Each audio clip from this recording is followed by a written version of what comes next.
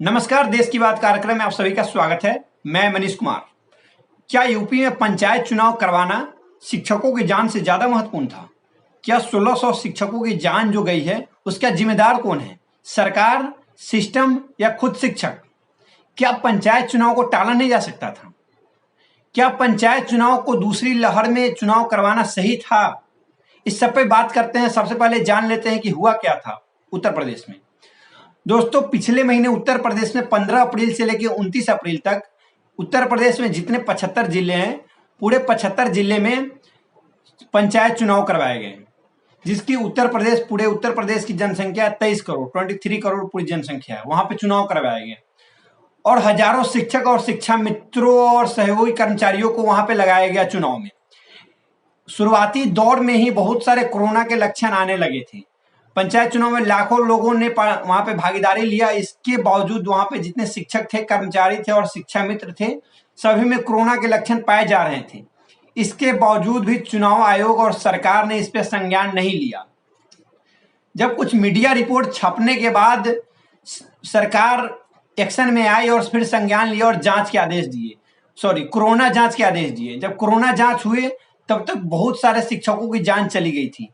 दवायर के हिसाब से, दवायर जो वेबसाइट है उसके हिसाब से 700 शिक्षकों की जान तब तक जा चुकी। 30 अप्रैल को दवायर में छपी रिपोर्ट के मुताबिक 700 शिक्षकों की मौत कोरोना की वजह से हुई, लेकिन योगी सरकार इस बात को झुठलाती रही और फर्जी खबर बताकर बहुत सारे पत्रकारों को जेल में डाल दिया। बाकायदा उन पे एनएसए के तहत एफआईआर दर्ज करवाई गई, नेशनल सेक्रेटरी एक्ट के तहत। जब शिक्षक संघ के अध्यक्ष दिनेश चंद्र शर्मा ने 16 मई को योगी आदित्यनाथ को लिखे पत्र में कहा कि सभी 75 जिलों में चुनाव के दौरान 1621 शिक्षकों की और शिक्षा मित्र और कर्मचारियों की मौत कोरोना वायरस की वजह से हुई है, तब चारों ओर मीडिया से लेकर जितने भी राजनीतिक माहौल गर्म हो गया। इसके बाद इलाहाबाद हाई कोर्ट के आदेश के अनुसार चुनाव के दौरान कोविड से अगर किसी शिक्षक या शिक्षा मित्र की मृत्यु होती है, उसको 1-1 करोड़ रुपए देने थे, लेकिन सरकार मुआवजा न देने हुई, इसलिए सरकार ने मृत शिक्षकों के जो आंकड़े आए थे उनको ही खंडन कर दिया। अब सरकार की तरफ से जो मंत्री है उनके एक ऐसे फॉर्मूले का इजाद किया, ऐसा फॉर्मूला जो कि आर्यभट्ट और आइंस्टीन ने भी ऐसा फॉर्मूला आज तक इजाद नहीं किया होगा, वैसे फॉर्मूला का इजाद किया। देखिए इस रिपोर्ट में उत्तर प्रदेश के बेसिक शिक्षा मंत्री या स्वतंत्र प्रभार मंत्री सतीश द्विवेदी ने शिक्षक संगठनों के दावों को गलत ठहराते हुए कहा कि यह स्थापित मानकों के हिसाब से 1600 शिक्षकों की मृत्यु हुई ही नहीं है। सिर्फ 3 शिक्षक ऐसे हैं जिनकी मौत स्थापित मानकों के हिसाब से हुई है। मंत्री जी के नए आइंस्टीन वाले फॉर्मूले के हिसाब से जो कर्मचारी या शिक्षक या शिक्षा मित्र जब घर से निकलते हैं उस वक्त से लेकर और मतगणना स्थल पहुंचने तक और फिर मतगणना स्थल से घर तक पहुंचने तक अगर उनकी मौत होती है तो उसकी जिम्मेदारी सरकार की होगी और सरकार उनको मुआवजा देगी। अगर उनकी मौत घर पे होती है या दूसरे जगह होती है, अगर संक्रमण यहाँ हो गया फिर घर पे मौत होती है तो उसकी जिम्मेदारी सरकार नहीं लेगी। ऐसे में सिर्फ 3 ऐसे कर्मचारी है जिनको मुआवजा देगी। 1600 शिक्षकों के मृत आंकड़े आने से पहले ही योगी आदित्यनाथ ने यह कहा था कि चुनाव के दौरान अगर कोई कर्मचारी या शिक्षा मित्र की अगर संक्रमण से मृत्यु होती है तो उन्हें 50-50 लाख रुपए मुआवजे के तौर पे दिए जाएंगे, साथ में उनके परिजनों को नौकरी दी जाएगी, बशर्ते उन्हें यह साबित करना होगा कि उनको कोरोना संक्रमण चुनाव ड्यूटी के दौरान ही हुआ है।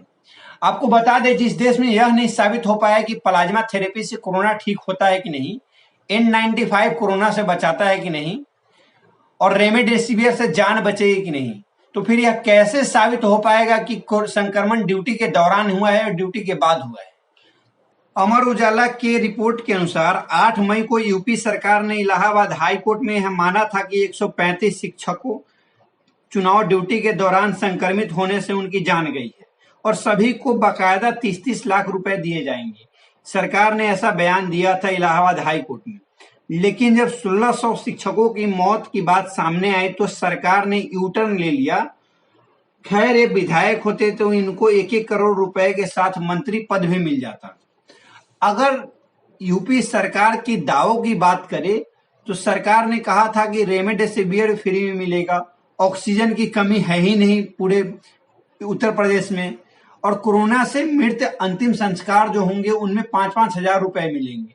5,000 रुपए छोड़िए साहब, यहाँ तो लाशों के ढेर गंगा में बह रहे हैं, लेकिन उनको पूछने वाला कोई नहीं, और उन लाशों का संबंध नाइजीरिया से बता दिया जा रहा है। पूरे विश्व में भारत का मजाक उड़ते रहा, गंगा में तैरती लाशें, जलती चिताएं, मृत लाशों को जानवरों को खाते देख पूरे विश्व में की मीडिया ने इसको चलाया, और सरकार सिस्टम को दुरुस्त करने के बजाय अपनी छवि को बचाने के लिए जितनी लाशें गंगा में तैर रही थी उसको नाइजीरिया से के संबंध बता दिया कि ये नाइजीरिया से आया है।